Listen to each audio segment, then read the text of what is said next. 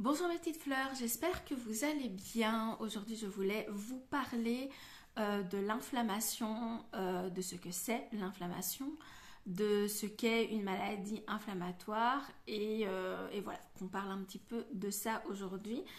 Donc on va directement aller au cœur du sujet.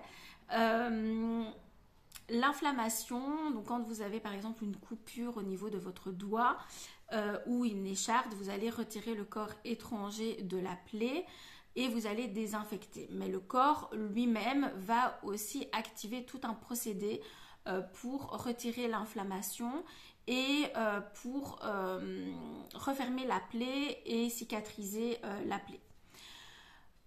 Donc quand on a une inflammation, on a mal, on a une rougeur, on a un gonflement de l'endroit qui a été abîmé, ce qui est tout à fait normal.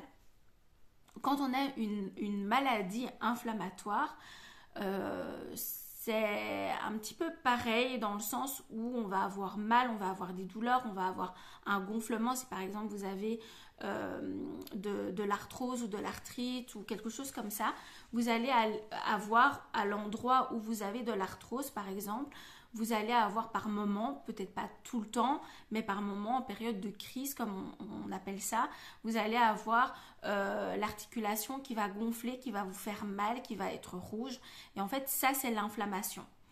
On est d'accord que quand c'est à l'intérieur du corps, on ne sait pas retirer cette inflammation, on ne sait pas retirer de corps étrangers pour éliminer cette inflammation. Donc c'est ce qu'on appelle des maladies inflammatoires.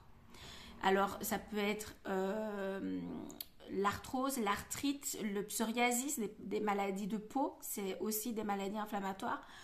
Vous pouvez avoir l'endométriose, l'adénomiose, tout ça ce sont des maladies inflammatoires. La fibromyalgie, pareil, c'est une maladie inflammatoire. Donc le corps ne peut pas éliminer cette inflammation et donc régulièrement dans le courant du mois, etc., on peut avoir des moments de crise, donc vraiment de douleur importante. Et qu'est-ce qu'on fait à ce moment-là? Eh bien, on prend antidouleur, anti-inflammatoire pour calmer cette douleur. On sait aussi que tout ce qui est médicaments comme ça, déjà il faut manger en prenant parce que vous pouvez risquer d'avoir un problème, enfin vous, moi, nous, tout le monde, on peut avoir des problèmes au niveau de l'estomac. Si à chaque fois on le prend à jeun, ça peut agresser l'estomac, donc c'est quand même quelque chose voilà, qu'il faut faire avec vigilance quand on prend des médicaments comme ça. Et chose très importante aussi, il faut boire, donc déjà en temps normal, il faut boire beaucoup d'eau. Mais quand on est en traitement anti-inflammatoire, antidouleur, c'est encore plus important de boire de l'eau, tout simplement parce que si vous ne buvez pas assez d'eau, vous pouvez aussi avoir des problèmes au niveau des reins. Donc les médicaments de ce genre, il y a beaucoup d'indications à prendre en compte pour pouvoir les prendre, mais moi-même j'en consomme encore et j'en ai déjà consommé. Voilà, mais concernant, donc c'est une maladie donc toutes les maladies inflammatoires, c'est vraiment dans le corps, donc on ne sait pas, comme je vous disais, on ne sait pas l'éliminer. Mais le corps se bat contre lui-même, donc autant aller aider notre corps à combattre ces inflammations plutôt que de continuer à faire quelque chose qui va à l'encontre de la douleur et qui accentue aussi la douleur. Et c'est là qu'entre en compte l'alimentation anti-inflammatoire. Parce qu'il faut savoir que dans l'alimentation, et c'est ça qui est juste magnifique, c'est que la nature nous met plein de choses en notre possession et c'est dommage qu'on n'en prend pas plus compte, mais il y a des aliments pro-inflammatoires, donc qui vont accentuer l'inflammation l'inflammation qu'on peut avoir, mais il y a aussi des aliments anti-inflammatoires et donc c'est quand même super intéressant je trouve quand on a des maladies inflammatoires, et il y en a beaucoup, hein, je suis sûre que peut-être vous avez une maladie inflammatoire, mais que vous ne savez pas que c'est une maladie inflammatoire. Par exemple, l'arthrose, l'arthrite, la fibromyalgie, tout ça, ce sont des maladies inflammatoires et que l'alimentation peut aider. En tout cas, je ne dis pas que ça peut guérir. À aucun moment, on guérit d'une maladie inflammatoire. Elle est là, elle y est, elle s'installe, elle y reste. Par contre, on peut atténuer les douleurs de l'inflammation de cette maladie, de chaque maladie, par l'alimentation. Comme je vous ai dit, il y a des aliments pro-inflammatoires et des aliments anti-inflammatoires. Donc quand on consomme beaucoup d'aliments pro-inflammatoires, en fait ça va accentuer l'effet de l'inflammation et ça va encore plus nous poser de problèmes au niveau douleur, ça va encore plus s'accentuer. Alors que si on s'alimente de façon anti-inflammatoire, en tout cas peut-être pas tout le temps, ça dépend vraiment de vous et enfin, de chaque personne.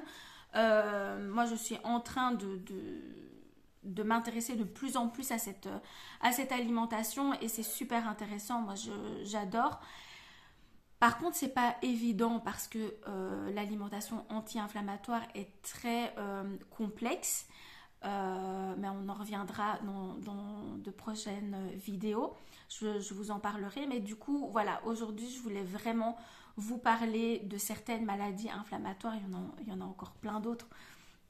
Mais en plus de ça, je trouve que c'est vraiment intéressant de savoir, je ne sais pas si vous le saviez, donc n'hésitez pas à me le dire en commentaire, que par l'alimentation, on peut atténuer les douleurs des maladies inflammatoires.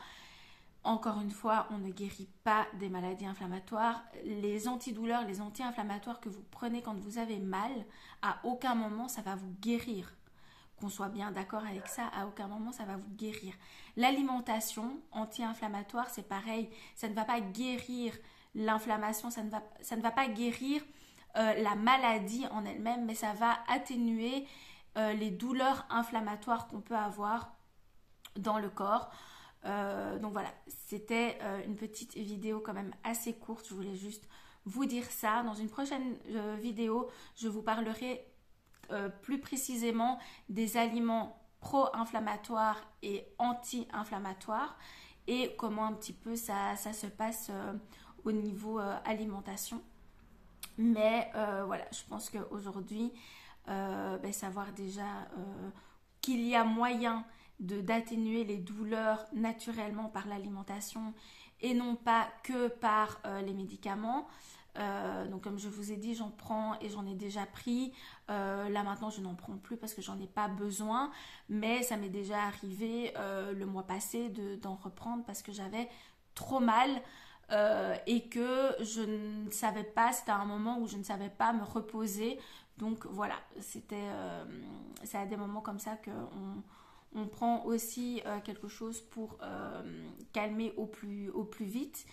Mais c'est pas sans risque quand même, et ça je pense qu'il faut en prendre conscience aussi. Les maladies inflammatoires, les antidouleurs, les anti-inflammatoires, c'est jamais bon, ça peut provoquer d'autres soucis aussi.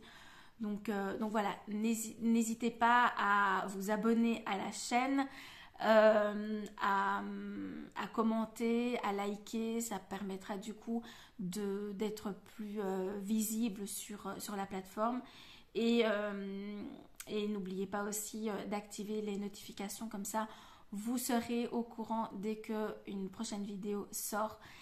Et comme ça, mais je vous en parlerai encore davantage, mais je pense que le mieux c'est de faire des petites capsules vidéo plutôt que de faire une vidéo hyper longue, et peut-être que la prochaine vidéo va être plus longue que celle de maintenant, mais voilà, je voulais vraiment vous parler de ça. J'espère que ça vous aura plu et je vous dis à très vite. Au revoir mes petites fleurs.